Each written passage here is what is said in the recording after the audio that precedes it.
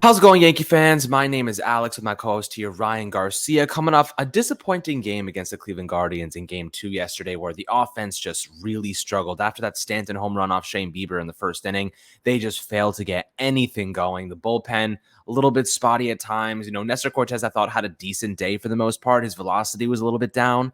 His pitches, it didn't look like his normal self, but he looked like he was getting there, maybe 2 weeks off.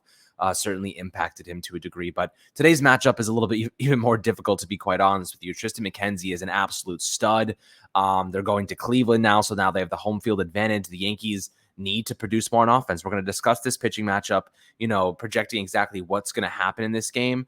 Offensively, who needs to kind of step up. There's a couple of guys in specific and individual performance that I think need to just kind of start hitting or contributing in different ways. And then the pitching matchup between Severino and McKenzie is going to be a tough one, but I do think the Yankees and Severino have just as good of a chance as winning as any other game. So I am excited. I am, definitely a little bit nervous about this one, Ryan, but how you feeling? I guess we can start off with the pitching matchup. Yeah, so Tristan McKenzie this season has been, he's been absolutely dominant for Cleveland. He's a guy who gets a good amount of chases, a good amount of whiffs. His ERA 2.96 over a lot of innings. He threw 191 innings this year in 30 starts. He was, it wouldn't be crazy to say that, in a year where he gets a little more recognition, maybe he's playing in a bigger market, he would get more Cy Young attention. Or maybe if his teammate wasn't Shane Bieber, who pitched very well yesterday, maybe he'd be getting a little more Cy Young attention. I think this guy has pitched like an ace all year. You look at the fly ball rates, and those aren't the most optimal. He gets hit pretty hard. He gives up a lot of fly balls, but that hasn't seemed to be an issue for him all year. And he's pitching at home, right? This is his home ballpark. He has a lower ERA at home, a 2.77 ERA. He has a 3.11 ERA on the road. He's red hot in the second half, a 2.70 ERA, and then a 2.09 ERA in the month of September and October. So, he's gotten better throughout the season. He's, gone out and improved his game. And opposing him is going to be Luis Severino, who in the same kind of vein is someone who, gets a little bit overlooked due to the other guys in the rotation, but is also a very good starter in and of itself. It's going to be a heavyweight matchup, right? These are two guys who are, righties who go out and get strikeouts. They don't walk many batters. It'll be interesting to see how the Yankees are able to handle McKenzie, who absolutely shut them down in the regular season when they last faced him. On July 3rd, 7 innings, 1 walk, 7 strikeouts, 1 hit. He was carving them up that day. He doesn't throw really, really hard. He sits, 92.5 miles an hour, but he gets a ridiculous amount of extension because he's really, really tall, very lanky dude. So it probably plays up to like 93, 94, gets way behind on his fastball. So it has that rising action, and then that curveball, plays off of it because you have that, that vertical tunnel there where you're seeing a pitch that's riding up in the zone and then seeing a pitch that's dropping off the table with the curveball. His slider's pretty solid. It's not a great pitch, but it's a get me over pitch, I imagine. And it's just going to be interesting to see how the Yankees handle a guy who, dominated the Rays in his first playoff start. He's still pretty young. He's 25 years old. And, with Luis Severino, the fastball slider, we know the cutter's pretty good. The changeup's gotten better this year. He's a guy who's, when we last saw him, it was against Texas. He was no hitting them over 7 innings, right? So, we know Severino with that improved velocity can, go out on any given day and shove. But with the long layoff, who knows how his velocity is looking at the gate. Maybe it's better. Maybe it's worse. We've seen Severino after long layoffs actually have more velocity. So perhaps that plays to his benefit. But McKenzie's going to be amped. I imagine he's going to be throwing a little bit harder. Velocity and spin rates tend to go up in the postseason because there's a little more adrenaline there. This is not a do or die game, but this is going to decide the series, right? I think whoever goes up 2-1 here wins the series. If the Yankees win here, they're going to guarantee themselves to go back to New York, even if they lose Game 4. And if the Guardians win, they're going to have a chance at Game 4 to clinch. All the pressure's on the Yankees, right? So, Game 4, we don't really, the Yankees are going to be having Garrett Cole on the mound. We don't know who the Guardians are going to have. It may be Kyle Quantrill again, who the Yankees hit pretty well. So it's of the utmost importance for Severino to go out and shove. All the pressure in the world's going to be on him, and all the pressure in the world's going to be on this offense to wake up, because yesterday was abysmal. 16 strikeouts, I think it was. They didn't get a single hit with runners in scoring position. It was absolutely embarrassing. Yeah, look, when you're looking at Tristan McKenzie, Tristan Thompson, this guy is obviously a very talented player. He's 25 years old. He is absolutely heading toward bona fide superstar ace status within the next year or two. Like you said, he's not getting that, legitimate attention because of guys like Shane Bieber and maybe just the division he's in. But he's a 3-pitch pitcher, 4-seam fastball, slider, curveball, uses that 4-seam 56% of the time, slider 22.1%, and curveball 21.9%. So you're obviously seeing a very, very important sequence where the Yankees are going to have to try and figure out what's coming. His primary strikeout pitches, 4-seam fastball, curveball. And it's actually pretty insane, dude. His 4-seam fastball, like I said, 56% usage, and he generated 74 strikeouts on it. His curveball, he only uses at 22% basically, and he had 85 strikeouts on it. That curveball produces all of his strikeouts almost. It's just an absolutely dangerous pitch with a 45% whiff rate and 31.1% put away rate, 1.20 average against it. And, you can't hit it. The thing is a freaking Frisbee. It moves like crazy. It gets, by the metrics, it doesn't get like significantly more vertical movement or horizontal movement compared to the average pitcher. Maybe it's the velocity, maybe it's the arm angle or arm slot, the way he throws it. Something about it just makes it almost impossible to hit. But his 4-seam fastball gets 20% more vertical movement than the average. So it drops 11.6 inches from the start to the plate. So that is a very, very, very good pitch. And the Yankees, like you said, were carved up by Tristan McKenzie during the regular season. And, I'm expecting probably the same today, another low scoring contest. But there are a few guys who I think need to step up in this game. There's some guys that have not really made an impact. Obviously Judge was booed yesterday. And for the record, anyone that booed Aaron Judge yesterday is an absolute moron. 2 games of the playoffs, he's struggled. I get it, 7 strikeouts and 8 plate appearances or 8 at-bats. That's not ideal. It's not really what you want to see from your superstar player. You're about to pay whatever, $350 million to. But end of the day, without him, we're not even here, guys. Like, we're not even in the playoffs without Aaron Judge, let alone the wild card. He carried this team at points in the season. We won multiple games just because of him. Walk-off hits. This is a player that I'm not going to boo. I'm never going to boo. And ultimately, he has the capabilities to suck one day, come back and hit 2 home runs the next day and carry your team to a win. He is that good and dangerous. He can go out against Tristan Thompson today and make a big moment happen. The thing is, the Guardians have really been approaching him with a very strategic way. They're really focusing on that outside low corner, and they're making him chase the ball. They're utilizing the lower portion of the zone. Opposing, umpires have really a tough time calling strikes and balls against him because of how tall he is, 6'7". They've done a tremendous job figuring out ways to actually attack him in the postseason. They're not sitting back and walking him. They're going after that low portion around his knees where he can't get down. He can't reach the ball, that low outside zone. Their pitchers have unbelievable location capabilities. Like some pitchers in the league, more velocity than location, more velocity than accuracy. These guys, they don't have tremendous velocity. They have pinpoint freaking accuracy. And that makes it really difficult for Judge to hit against them because they know exactly where to put it so that it looks like a strike for the umpire. And even sometimes it even is a strike on that low outside corner. And Judge can't even get to it because he has to lean so far. You're not going to generate much power against it. So he's waiting for those pitches upstairs. He's not getting them. And when he is getting them, he's not expecting them. So they're really doing a great job in limiting Judge and attacking him at his biggest weakness. And I kind of think that they're going to keep doing that. Tristan McKenzie's probably going to have his number today, but one bad pitch, one wrong pitch can be the difference between the Yankees winning and losing, and it can be the difference between Judge getting involved and not getting involved. But what are your thoughts on Judge so far? How they've attacked him, the strategy, maybe something he can do to help himself?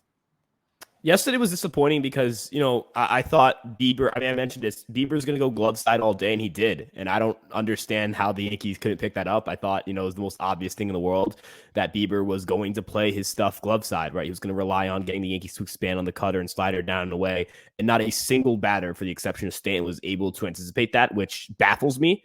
I don't think that takes much research to do. I don't think it takes much to understand that is what the game plan was going to be. That was Bieber's, what he was doing. He could have been tunneling very well, which is something that would make, even if you game plan very well, it would make it very difficult to hit because you think of the cutter at like 88, 89, the fastball's at 92, 93. It's hard to differentiate the velocity, and one's diving down the way and the other one's not having as much vertical drop or that horizontal movement. And I think Bieber did an excellent job pitching the Judge, right? I want to second what you said about Judge getting booed. I mean, that's embarrassing. You should not be booing Aaron Judge. The Yankees are not in the ALDS without Aaron Judge. They are playing a wild card series, and God knows how that that goes. How many teams are sitting at home from that wild card series saying, man, I wish we won our division, or man, I wish we played a little better in the regular season? Yeah, the Mets, the Cardinals, two teams right there that were favored to win their matchups. One team won a division, the other one won 101 games, and both of them are sitting at home. So if you want to sit here and you want to, boo Aaron Judge, go boo Aaron Judge. You're not a real Yankee fan. Like, I'm sorry, you're not a real Yankee fan if you boo Aaron Judge, right? That's you cannot be a real Yankee fan if you cannot support Aaron Judge. He's struggling, but I don't think this is something that's going to last the entire postseason, depending on how long it runs. I mean, if we lose the next 2 games, then the stats are going to look pretty bad, even if he has 2 monster games after. But ultimately, Aaron Judge is a great player. He's going to have, the Cleveland seems to know how to pitch to him. He's going to have to make his adjustments. McKenzie has a little bit less of that, horizontal left to right movement. Even the slider is more of a gyro slider. So it's emphasized more vertical drop than it does, that sweeping action we see from guys like Michael Kings of the world, or even guys like Lucas Licky or Lou Trevino, who have those sweepier sliders. So for Judge today, it's going to be all that up down movement. How can Judge respond to that? If Judge gets this team going, he's going to be leading off, I imagine, tonight, or maybe hitting second. If he can give the Yankees a little bit of a spark here, go yard, the Yankees are going to be in the driver's seat for the game. I thought yesterday Stanton, what he did, set the tone early. The rest of the guys just didn't pick it up. It's not even just Judge. There's Cabrera, who hasn't gotten a hit all series. And I thought Cabrera was going to come in and play a big part in this series because he was red hot to end the season. Guys like, Trevino, you mentioned, they're not getting anything from their catching position right now, which was a problem early in the year. We identified that as an issue early in the year. Later in the year, Trevino hit better and the Yankees did better. I thought Higgy had a good at-bat against Clase. He rips a line drive, but it happens to be right at someone. That happens. It's unfortunate. You look across the infield, right? Or the outfield, excuse me. Bader, outside that first home run, has looked a little lost. Rizzo didn't have the best of at-bats. Not to put down Rizzo because he hit a home run that first game, but, and that second game, everyone kind of stunk except for Stanton. So, you know what?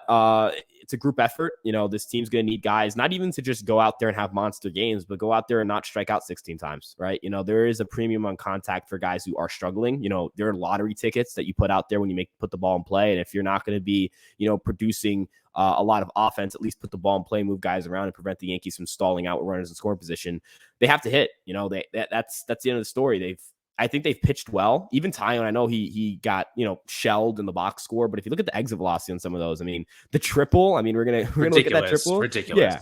We're going to look at that triple and say Tyon made a bad pitch. Like, first off, I'm not saying this discount Cleveland, but it's a good piece of hitting. Sure. You know what? You fight off the pitch. You just put a lottery ticket out there. You don't strike out 16 times and you make something happen out of nothing. Batted ball luck is going to go against your way if you let another team put the ball in play so much.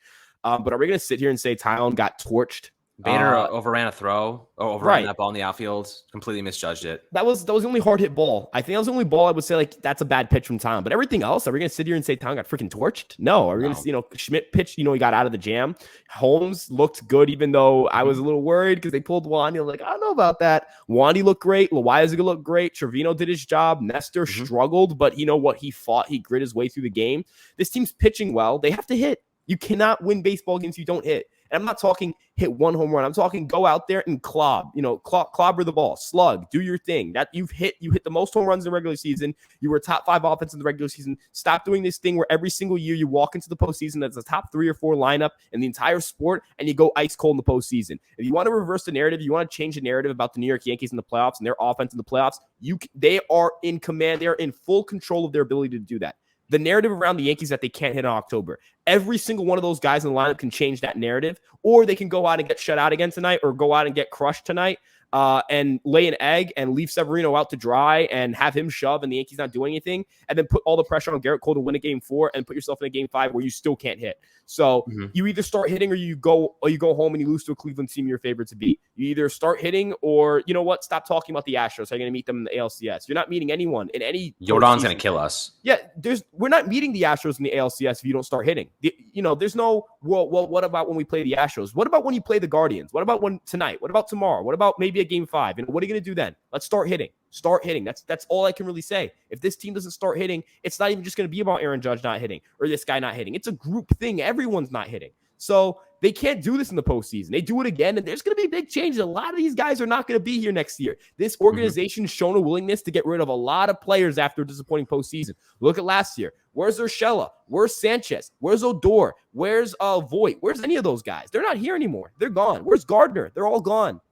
These guys in the lineup, you will be out of New York too. There's no commitment to keeping a lot of these guys. Judge is the guy they'll want to keep, but everyone else, if you don't start hitting, you will be replaced. There's young guys in that farm: Peraza, Volpe, Wells, Pereira, Dominguez. Once he starts getting ready, Sweeney, they will take their jobs. So start hitting, or next year you'll have to find a new place to play in, because the Yankees there's no issue with rearranging the lineup and figuring something out new next year, because this can't keep happening.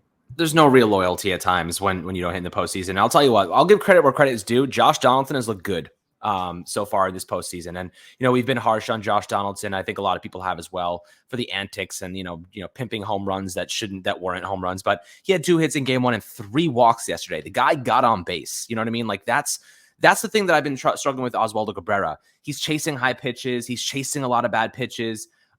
He has to be a little bit more composed. He's got to take some pitches, just lay off a couple, just ease your way in. You don't have to be so aggressive all the time, especially because these Guardians pitchers, they're so good with their accuracy. A lot of their pitches are balls. But they're coming in looking at strikes. If I'm Aaron Judge, by the way, I'm not swinging at the first 2 pitches anymore. I'm straight up just taking 2 pitches right off the bat, because they're not throwing strikes to the guy. These pitches are dipping out of the zone. And after 2 games, I imagine that the umpires are saying, okay, clearly we're looking back at the film. A lot of these are balls. You know what I mean? A lot of them would have been balls. If I am Judge, I know they're not going to try to pitch to me. I know, especially because I'm leading off. Alex Rodriguez had a really interesting kind of argument to say that, they should not be using Judge in the leadoff spot, because they're putting their 8 and 9 hitters there and they're not getting on base, and they're putting a lot of pressure on Judge. Judge has been phenomenal leading off this year. I don't really see a problem with it necessarily. I trust Rizzo in number 2. I like Glaber in number 3, and of course Stanton in number 4. The only other argument I would say is maybe you lead off somebody over Judge, but you don't have DJ LeMahieu right now, and that's kind of your leadoff guy, or Benintendi. Who are you leading off? You need a guy that has a high on base rate. And ultimately right now, there's no one really that stands out to me. Maybe you put I don't even want to go there, but it's it's definitely an interesting situation. And losing to the Guardians sucks, because they play perfect baseball. You know what I mean? They don't make mistakes. They take advantage of runners in scoring position. They hit really, really well with contact situations. They get deep into counts. They get pitchers to over pitch, lots of pitches. They see a lot. They foul balls off. This is a team that is very disciplined, and they're very good at what they do, right? They come up in big moments. When they get guys on base, you have to be careful. Their contact hitting is incredible. They don't hit a lot of home runs, but they get the ball in play and they drive runners in. And the Yankees ultimately, there was that one play that I know Oswaldo Cabrera wishes he could have back, that sliding one that he just misses, trying to go backhanded with the glove. We've seen him lay out full for those in the past. There's a reason he was so good defensively in the regular season, but I think that one play kind of lost them that momentum a little bit. I think that was the one where they had that triple from Ramirez. And, that was just that play right there was okay, could get ugly right now. Triple, no outs, a couple bad throws, bad defense. The Guardians don't do that, man. They don't make bad plays like that. I had a couple of throws from Hedges that went over the head of the second baseman with guys trying to steal second. But other than that, they were pretty sharp defensively. Really good young team. I'm not overlooking this Guardians squad. They can beat the Yankees. The Yankees, if they're not hitting home runs, they're not hitting at all. That's kind of been the MO. While Donaldson's been getting on base, while IKF had 2 hits yesterday, they've gotten guys in position to score. They cannot contact hit with runners in scoring position to bat runners in. They've really struggled so far with that. And they're waiting for the home run. They're waiting for the big hit, and the Guardians are not giving it to him. They're throwing those strikes low. They're so accurate. A lot of their pitches don't give up a lot of homers. Tristan McKenzie, Shane Bieber, Cal Quantrill, they don't give up a lot of home runs. There's a reason for that. They know where to put the ball, so they don't get taken advantage of in that way. But to end this episode, we'll give our score predictions for today. Man, this is a tough one. I don't think the Yankees really get a lot of action today in terms of hitting. I think Severino comes up and absolutely shoves away in Cleveland. I think we're looking at a 2-1 win for the Yankees today. I'm not going to tell you right now the Guardians are going to win this game. Clearly, we're a Yankees podcast. I'm not going to root against the Yankees. I still think they could win every single game easily, but I do think the Yankees kind of continue to struggle offensively, and they kind of blow things up in game 4. against Cal Quantrill if he starts, or if they go for a bullpen game. I think they have a lot of success there. But I'm going 2-1 Yankees today, and Severino just has a dominant performance. Yeah, so the way I see it is Judge can't be this bad for this long. Cabrera can't be this bad for this long. Like, I'm sorry, these are not bad players. So, I think one of those two guys are going yard tonight. I think, or maybe both. I'm going to go with one. Not going to say two. I'm not going to pick the Yankees at 2 home runs tonight. But I will say, I agree. I think it's going to be a 3-1 game. I think the Yankees are going to win 3-1. The Guardians bullpen's a little weaker tonight. No Karinchak, no Clase, no Trevor Stephan. So, I think the Yankees will get a big hit off that bullpen. They'll be able to take advantage and grab a lead late in the game. The Yankees still have some guys available in that bullpen. Wani threw 15 pitches. I think he's still available tonight. I don't think Loaiza's available, but Trevino will be available. I imagine Holmes will be available. I imagine Schmidt maybe is still available. That's the question mark there. But depending on how much they're willing to push Loaiza, I don't know how many. I'm going to double check how many pitches Loaiza threw yesterday. But I don't think it. 15 pitches. I think he's available tonight, especially since he had an off day he had 2 off days basically between games 1 and 2. So they have their bullpen. The Guardians have some question marks with their bullpen. 21 pitches, 29 pitches, 33 pitches for their 3 guys. Maybe Stefan's available, but the other guys definitely not. So I think the Yankees going to attack on that bullpen. I think the Yankees going to pitch well. And they've pitched well all series. And I think that's going to be a 3-1 win. Hopefully I'm right. If I'm right, I think the Yankees are going to win the ALDS. If I'm wrong, if we're wrong, we lose, then it might be wraps for the season. So, tonight's the biggest game they've played all year. It's not even close. So we'll see how this team responds to pressure. And I'm excited because Severino's on the mound. He's been waiting I know this is the exact moment he's been waiting for since coming back from Tommy John. Season's on the line. He's on the bump. He's out there. He's ready to compete. We've seen him do this before. We've seen him amped up before. So I'm excited to see how this Yankee team responds to the most pressure they've had on themselves all year. Absolutely. But guys, I'd love to hear your score predictions below in the YouTube comments. Really appreciate everyone that tuned in and got through the episode with us. A lot to, be desired for the Yankees, but we are optimistic, my friends, as always. Make sure to like, subscribe, enjoy this beautiful day, enjoy the game tonight, and we'll catch you guys on the next Fireside Yankees episode.